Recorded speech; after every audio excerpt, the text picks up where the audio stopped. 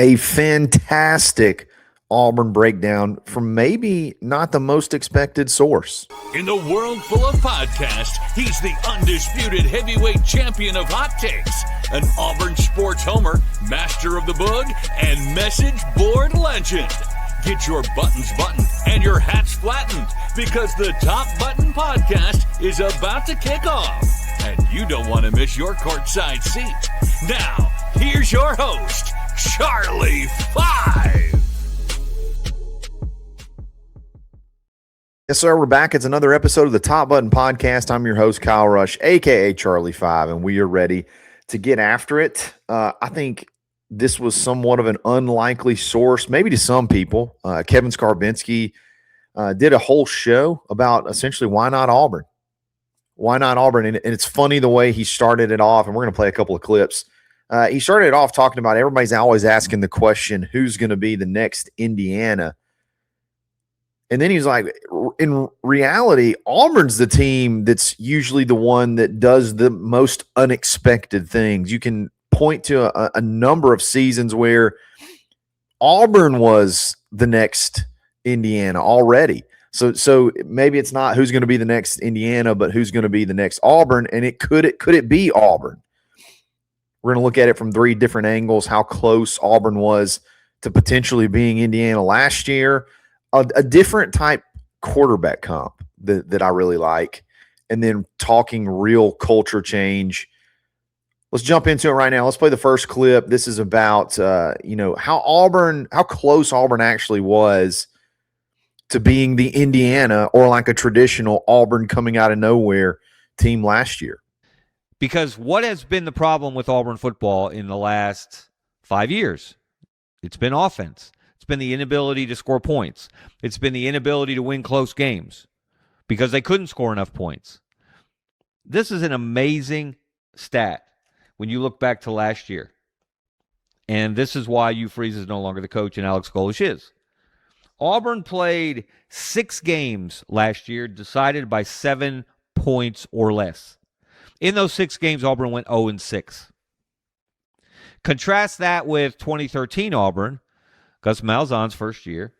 They played 7 games that year decided by 8 points or less, all one-score games, and they went 6-1 in those tight games, those games where one play could make the difference, one tipped pass could make the difference, one field goal that came up short, and I guess he can run it back, can make the difference. That's what should give you optimism if you're an Auburn fan that this year could be different. So when you look at that, which is still crazy to even think about, I know we all know those numbers. I don't think we knew or were able to compare it to 2013 numbers and how close those games were. What situation was worse taking over? Gus taking over in 2013 or Alex Golesh taking over in 2026? I feel like the Gus situation was a lot tougher. You did have a good stable of offensive line, but you had no quarterback, and the best you could get, which turned out to be a huge blessing, was a kid that was a JUCO quarterback. But you were just able to – the offense was spectacular. The rushing game was phenomenal, but you were just able to win those close games. He goes on to say a little bit later that not only, was Auburn 0-6 in those particular one-score games, but Auburn also led Oklahoma, led Missouri, and led Vanderbilt in the fourth quarter. And in those other losses, they had a chance in the fourth quarter to go tie or go take the lead and just couldn't get it done. So when we're talking about this team making the next step, we always have these huge mountains that we feel like this team has to climb to get back into the conversation. Oh, man, the offensive line's got to be exponentially better. Does it? Does it have to be exponentially better? Or maybe it's, hey, maybe we just need that one extra play. Can they be good enough? Can they be disciplined enough to not have that pre-snap penalty in a crucial time that kills a drive? Can they get that one extra block to make that one extra play when you're going down the field to either tie or take the lead? Is it really that big of a mountain to climb? Is it really that big of an overhaul? I think that's the biggest conversation, or that's the biggest thing that maybe we're missing when we're talking about the potential of Auburn, getting over the hump and getting things headed back in the right direction. Is it just a complete talent issue? Like you have to go overhaul rooms, overhaul this, overhaul that. Is it really that? Or is it just Auburn's got to figure out how to win games again, close games? Auburn's got to figure out how to make that one extra play. Auburn's got to figure out how to get that one extra stop. Is it really that far off? Is it really like that far out of Auburn's grasp? I think that's the biggest thing that Scarbinsky is trying to say here. Now, I'm not saying that those things are easy. I'm not saying that it's just all of a sudden you can just go in and flip a switch and, okay, now Auburn's winning close games again. But it's just showing you how razor thin it actually is for Auburn to be in a completely different conversation after this season. Auburn's going to be in some close games. Auburn's probably not going to blow out a lot of teams that are particularly SEC teams. You got 9 of them this year. Probably not going to have a bunch of, we're partying in the fourth quarter and celebrating. It's going to be tight. Is it Auburn's got to have 150 to 200 more yards a game and it's just got to score a bunch more points? Yeah, like those things will kind of take care of themselves. Or is it just, hey, when we get in those tight situations, we don't just like fumble, no pun intended. We don't choke. They just go try to figure out ways to win. That was you go back and look at that 2013 season. Think about that Mississippi State game. That wasn't a great game, but Auburn goes down the field and wins. Like, you don't have to have the most statistically beautiful games to come out with a victory. I like that point. He makes some other really good comps, and when he's talking about Nick Marshall versus Byrum Brown, we're going to talk about that. We're going to talk about culture change in just a second. But before we do that, let's give a quick shout out to buyauburn.com. Be who you say you are. Do business with Auburn people everywhere. If you're an Auburn business owner, you can list your business for less than $1 a day. Got a new application yesterday. We're growing every single week. And if you're going to be you need to make a purchase or looking for a service, start with an Auburn person, man. And the only way you can guarantee that 100% is by going to buyauburn.com. There's nobody else. There's nothing else quite like this. And it's a great way for, us Auburn folks to work together. Show some love at buyauburn.com. And along those same lines, if you need a good real estate agent in the Auburn-Opelika area, hit me up. Kyle Rush at KW.com. Doesn't matter if you want to buy, build, sell, or just invest in rental properties. I'm your guy. Hit me up. Would love to help. We can meet anytime. Had people call me or text me or email me on a Sunday. Hey, I'm flying in on Monday. I want to look at some rental properties. We can do it.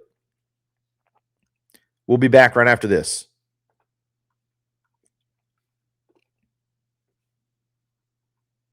I'm going to play this clip. I thought this was really good because everybody always compares Byrum Brown.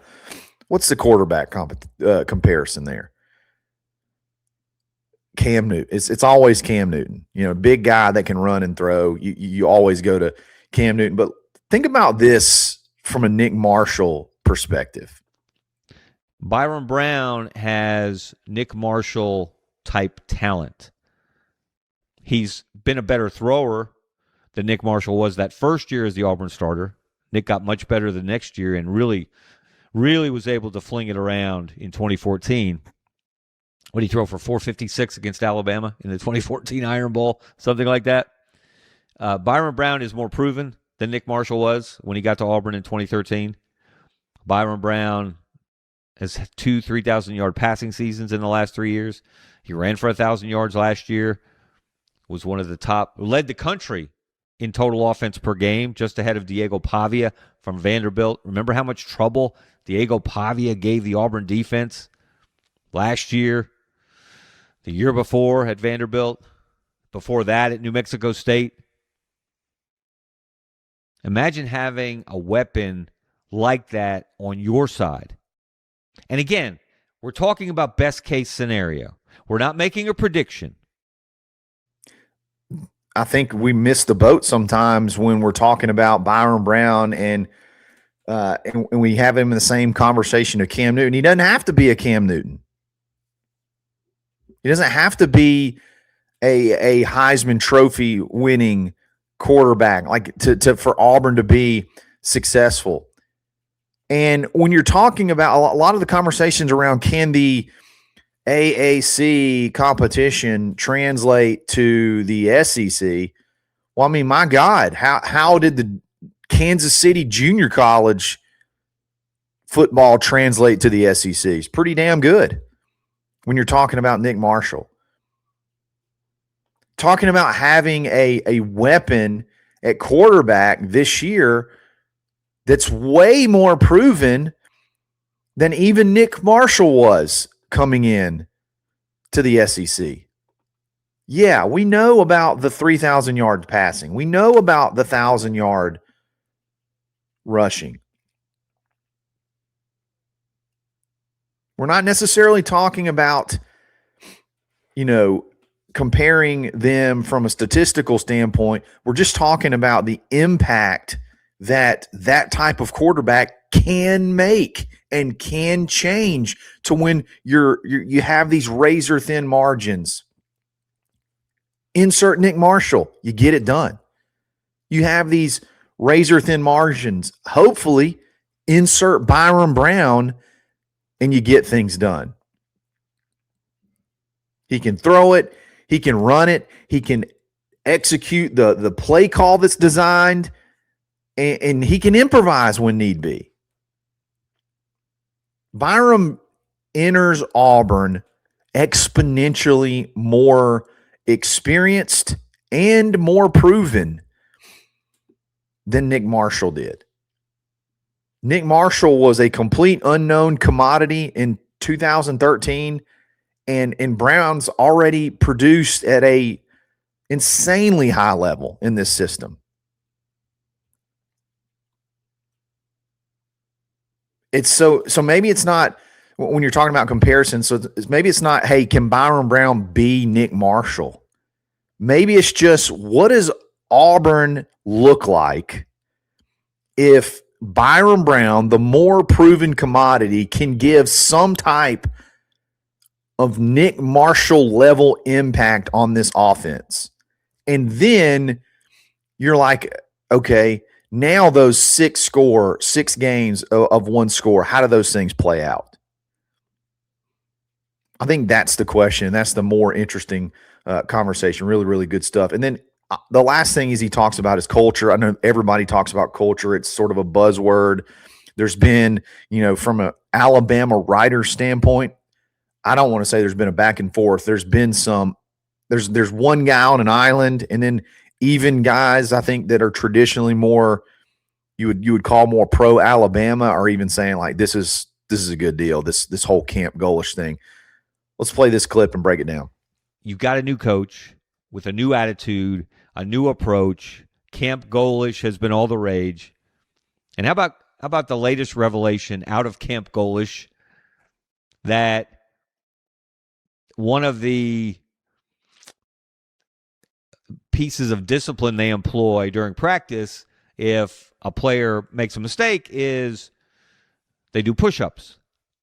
And Golesh has been dropping down and giving himself 20 on those occasions. And I love the explanation that everybody has to take accountability when things go wrong.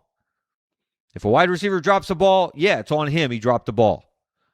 But maybe the quarterback didn't put the ball in the right spot. Maybe the coach didn't coach up the wide receiver well enough. Maybe the position coach didn't do his job. Maybe the head coach called the wrong play. So they are in it together. They are taking accountability when things go wrong. And if that holds, if Golesh sticks to that this season and throughout his tenure on the Plains, they will be far down the path from where they were with Hugh Freeze, who loved to assign blame and shirk responsibility when things went wrong. Ouch on that last part, but he nailed it. You know, culture, I think everybody has a different definition of culture, but I think Scarbinsky kind of nailed it right there. It's simply being able to take accountability and holding everybody responsible, playing for the guy beside you. It doesn't really have to go much further than that, because that creates a team instead of a bunch of individuals. And people will emulate, teams will emulate the head coach where it comes from the top. They will follow that lead. And it felt like Hugh Freeze had himself on an island and it was everybody else's fault. So what did our offense look like? It looked like everybody was an individual on an island. There was no team aspect of it because they were just emulating their leadership. You got, the camp. You got the, obviously the strong verbiage. You got Golesh being a part of it seems like every single position group on the field. He's not just like standing in the middle of the field overseeing, like he's right there in the mix with the tight ends, the wide receivers. Hey, don't waste one of my reps. Goes over to the defense like he's all over the place. I love this. The message is basically, if something goes wrong, we're going to figure out why we failed, not why you failed. And you could be the player, the coach. Instead of identifying someone immediately to blame, it's us. Bro, people will fight for you. People will die for you if they feel like you got their back. And again, the whole theme of this is Auburn really that far away from potentially having an Auburn surprise season? And if they're not that far away, what are the things that change those outcomes? This is one of them. When you get into those fourth quarter games again and you got a lead, or you're one score away from tying or taking the lead, does this new approach potentially translate into handling adversity better? Finishing. I love it. I love the way he began the show when he talked about, again, everybody's always looking for the Indiana. Well, dang it, that's usually Auburn. When you look at when Auburn pops,